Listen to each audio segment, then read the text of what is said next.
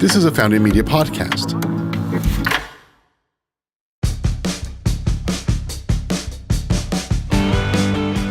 Hi everyone, I'm Libby Hill. And I'm Adrien Paczosa. And we are your hosts of Fueling Your Potential. So we are kicking it with South by tips to help you survive South by this year. And today we are going to talk about some deliciousness called caffeine. Oh, caffeine. It is near and dear to my heart. Oh, how I love you. And you keep me alive. So we want to talk about, as you can tell, we kind of like caffeine, but we also want to really make sure that you find that balance of why is it so delicious, but then also what's too much? Because we got to find that balance. Absolutely. Caffeine has some wonderful properties, but it also has some negative ones.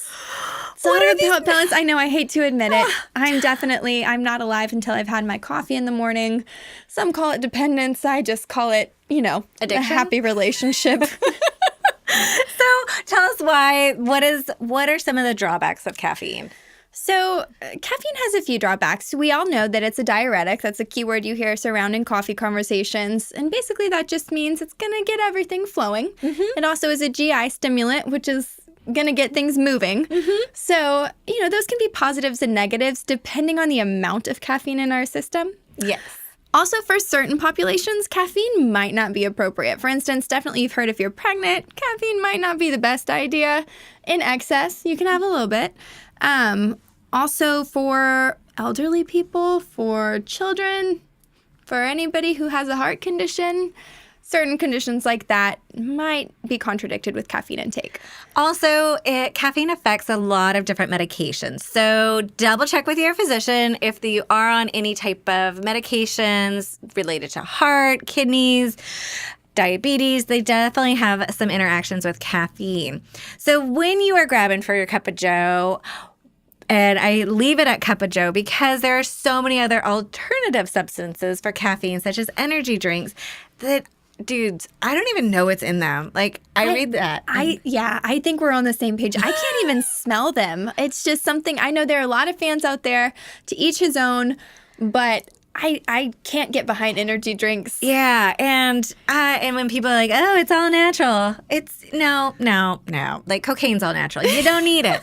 So just because it's all natural and organic does not mean it's A-okay for your body. So I like caffeine. There are some great ones out there. If you are at South by, there are some wonderful places to stop at. Where have you seen, Libby? Absolutely. So there are a ton of great coffee shops downtown that will probably stay open for South by. They're also opening an automated coffee kiosk down in the trailer park on Rainy Street, down by the food trailers. So that could be something cool to check out. It's an homage to coffee down there. So about anywhere from 8 ounces, so a cup of coffee is going to give you a good healthy serving of caffeine. That is about the normal amount. When you start to go to 12 to 24 ounces, you're getting a ton of caffeine, and that's when we can see a lot of those side effects that Libby mentioned a little bit earlier. So stick to a cup, enjoy, sip on it responsibly. Yes, I also have one cool fact about coffee. I know when you go to Starbucks or wherever you get your coffee, you hear there's a blonde roast, a medium roast, a dark roast. Cool fact to know, the darker the roast, the less caffeine is present in that coffee. So if you want to go for a super caffeinated coffee, go for a lighter roast, which seems kind of counterintuitive. It totally does, which I love that tip. So if you're needing a little bit bigger of a jolt early in the morning on a South by morning, go for a blonde. If you just enjoy sipping coffee, maybe go for a darker roast and take the 10 ounces.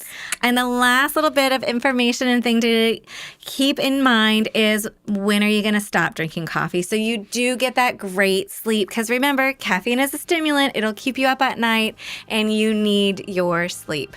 Absolutely. So refer back to our sleep episodes. Make sure that you've listened to all of our South by tips. And if you haven't, great time to subscribe and listen to everything, and so you won't miss a single beat of our loveliness. Yes, and follow us on @foundingmedia on your favorite social media. Other than that, I'm Libby Hill. And I'm Adrien Paczosa. Stay happy and healthy.